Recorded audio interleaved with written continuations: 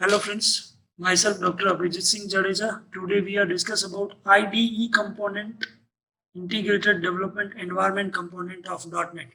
So to open the .NET platform or Visual Studio, we know that one start into the start this run program. When you run type DEV development environment. The abbreviation of DEV is development environment, and you can see on your screen clearly Microsoft Visual Studio 2010 is there. In this syllabus, in this semester, we have Visual Studio 2010 framework 3.5. So let me start it, and when we are starting it, you try to focus about IDE component of Visual Studio, Microsoft Visual Studio 2010 Ultimate Edition is there. So it's just getting started. It will take few seconds to load. You need to install this Visual Studio 2010 Ultimate in your computer, in your desktop, or in your laptop to work with all the practicals. So when it will started, we can see that one. How can we open VB.NET? What is CTS? What is CLS? What is CLR? And the IDE component. So friends, in front of our screen, Visual Studio 2010 is loaded. In a file menu, go to new. When you go to new, there are type of software or type of applications are there. When you click on file, it is a console application those days.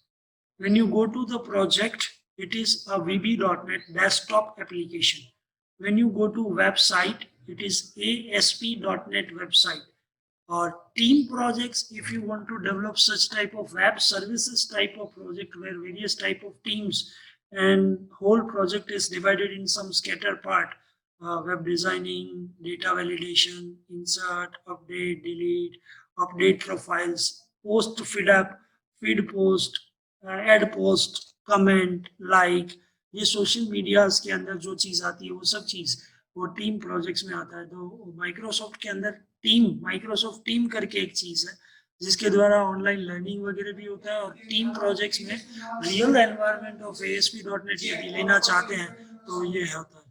तो सबसे पहले जैसे ही आप visual studio 2010 open करते हैं तो file menu में new में जाते ही आपको CTS मिलता है, कॉमन टाइप सिस्टम, जहां से आप ये तय करेंगे कि डोज बेस्ड एप्लीकेशन कंसोल करना है तो आप फाइल पे जाएंगे, क्लिक करेंगे. यदि आपको VB.NET पे काम करना है तो प्रोजेक्ट पे जाएंगे और टिक करेंगे दिस इज VB.NEट. in your semester, next semester, semester 5 BCA, that will be ASP.NET C# के साथ है. उस टाइम पे मैं आपको ये बोलूँगा फाइल न्यू वेबसाइट में जाइए. और यदि टीम प्रोजेक्ट, माइक्रोसॉफ्ट टीम एक सॉफ्टवेयर है, उसके साथ यदि आपको कोई प्रोजेक्ट डिवाइड करके डेवलप करना है छोटी छोटी टीम में, जैसे प्रोफेशनल वर्क में होता है वैसा, तो वहाँ पे. तो अभी हमारे यहाँ विजुअल बेसिक .NET है इस सेमेस्टर में, तो हम क्लिक कर रहे हैं प्रोजेक्ट पे. और यस, फाइल न्यू प्रोजेक्ट का शॉर्टकट भी आपके सामने है, Ctrl+Shift+N VB.NET के लिए, Shift+Alt+N ASP.NET के लिए, और फाइल कंसोल फाइल के लिए जस्ट Ctrl+N. तो हम लोग प्रोजेक्ट पे टिक कर रहे हैं. जैसे ही प्रोजेक्ट पे टिक करेंगे आप देख सकते हैं एक डायलॉग बॉक्स खुला है जिसमें visual C#, visual C++, visual F#, बहुत सारे डेटाबेसेस, बहुत कुछ है. तो हम लोग अभी VB.NET विजुअल बेसिक लैंग्वेज में लेना चाहते हैं, तो ये लिया. विंडोज फॉर्म एप्लीकेशन, और ये F ड्राइव में है, उसकी जगह पे मैं करना चाहूंगा इसकी ड्राइव चेंज. F में गया, VB.NET division A,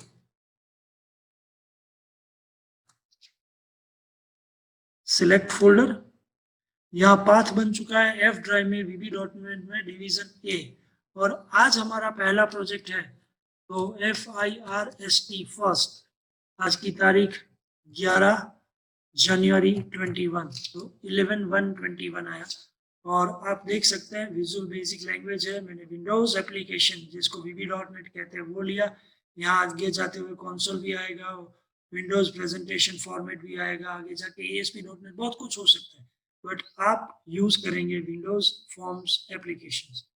when I click on okay, that integrated development environment is loading in front of me. So we will understand only 3 things in it, and today we will conclude within just next 10 minutes. That will be IDE. So friends, in your screen the form is ready. The first IDE is Solution Explorer. This is available right side where it is mentioned Solution Explorer. Then after your project name, first 11/1/21, this is form 1 is there. ये project के अंदर हम दूसरे project भी add कर सकते हैं, जैसे कि ऐड न्यू प्रोजेक्ट। जैसे हमारे प्रोजेक्ट का नाम क्या था, फर्स्ट 11 जनवरी 21, वैसे आप एक से ज्यादा प्रोजेक्ट ऐड कर सकते हैं। अब मान लीजिए ये प्रोजेक्ट के अंदर आपको फॉर्म्स ऐड करने हैं, तो राइट क्लिक, प्रोजेक्ट पे राइट क्लिक करेंगे, जो मेरा प्रोजेक्ट का नाम है फर्स्ट, वहां पे right click, add new item या विंडोज फॉर्म, विंडोज फॉर्म में जाके टिक कर दीजिए।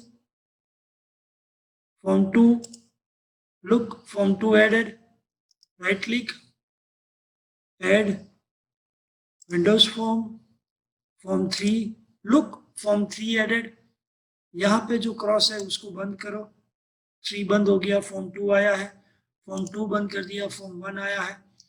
तो सॉल्यूशन एक्सप्लोर में आप फॉर्म की संख्या बढ़ा भी सकते हैं, फॉर्म की संख्या डिलीट भी कर सकते हैं। जैसे अभी डिलीट कर रहा हूं आपके सामने, 1 बाय 1 3 फॉर्म मैंने ऐड किए और 3 फॉर्म डिलीट किए।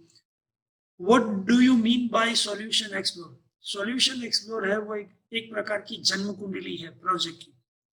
ये VB.NET का प्रोजेक्ट है, यस, ओके। इस प्रोजेक्ट का नाम क्या है, फर्स्ट 11/1/21, मतलब 11 जनवरी 21।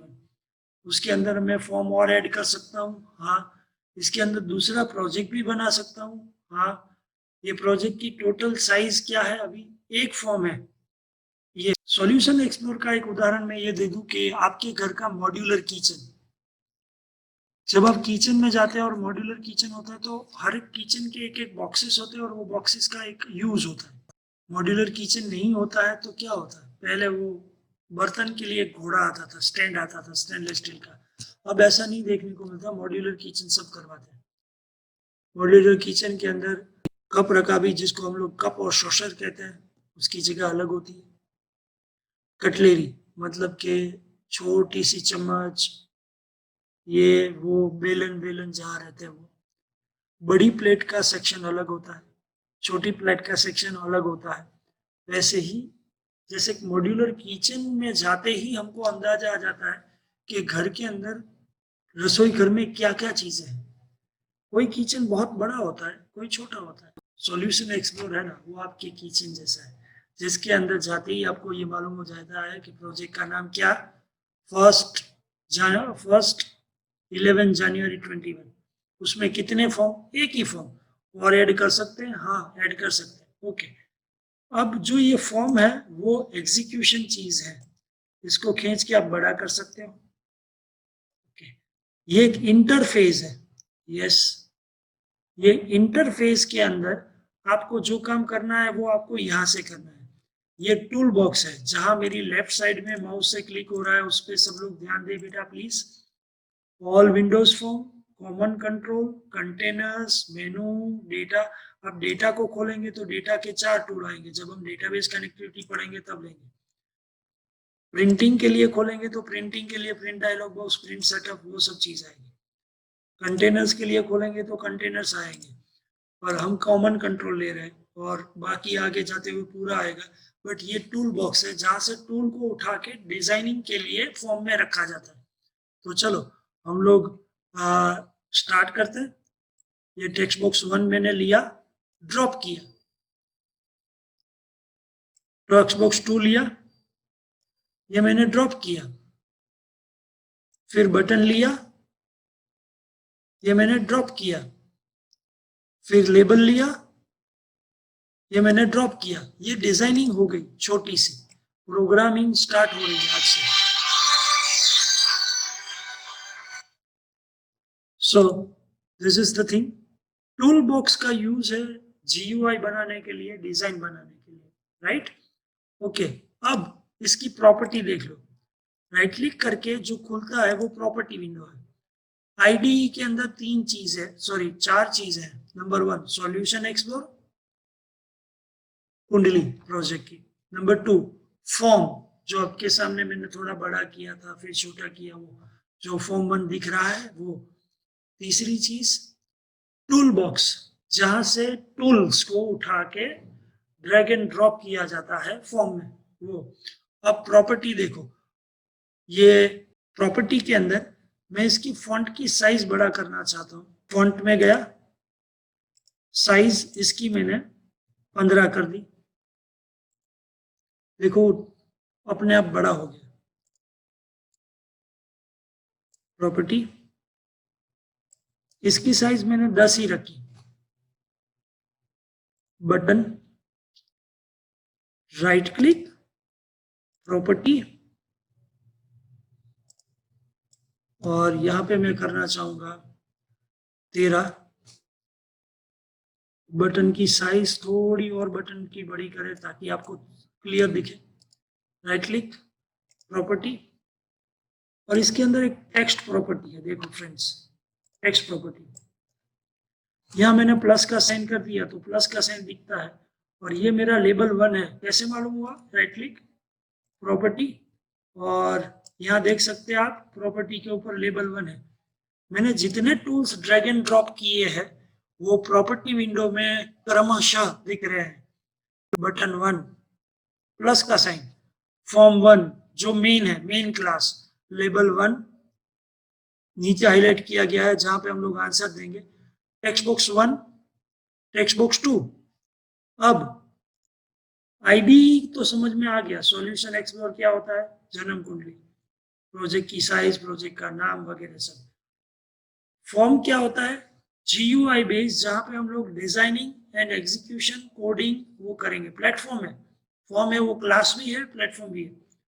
टूल बॉक्स क्या होता है, classified tools where we can drag and drop tools in the form for programming purpose। अब ये प्रोग्राम देख के आपको समझ में आ ही गया है कि 2 टेक्स्ट बॉक्स है, उसमें वैल्यू डालूंगा, प्लस पे क्लिक करूंगा तो लेबल 1 के अंदर आंसर आ जाएगा। तो चलिए हम लोग इवेंट ड्रिवन, प्रॉपर्टी विंडो भी आपको समझ में आया। प्रॉपर्टी विंडो क्या होता है? प्रॉपर्टी विंडो मतलब कि आप कोई भी टूल का फॉन्ट का साइज, उसके अपीयरेंस वगैरह चेंज कर सकते हो। तो चौथी और आखिरी चीज थी आईडीई में प्रॉपर्टी विंडो। अब बटन पे डबल क्लिक किया, मैं कोडिंग में पहुंच गया। बटन की क्लिक इवेंट पे क्या लिखना है मालूम है? लेबल। इसको रन करने के लिए ये ऊपर का F5 बटन, या स्टार्ट के लिए ग्रीन प्ले बटन, आपका ध्यान स्क्रीन में ऊपर जहां टूल्स मेनू है उसके नीचे मेरा कर्सर है, वहां मैंने क्लिक कर दिया। टेक्स्ट बॉक्स 1 की साइज थोड़ी बड़ी है इसलिए मैंने यहाँ पे लिखा वो 15, वहां साइज छोटी है तो वहां 15 और 12। आंसर क्या आना चाहिए? 15 और 12 27। पर उसने एडिशन नहीं किया, उसने स्ट्रिंग लिया, 15 को स्ट्रिंग लिया, 12 को स्ट्रिंग लिया, दोनों को जोड़ के 15 12 दे दिया। मतलब कि हमारा एडिशन नहीं हुआ।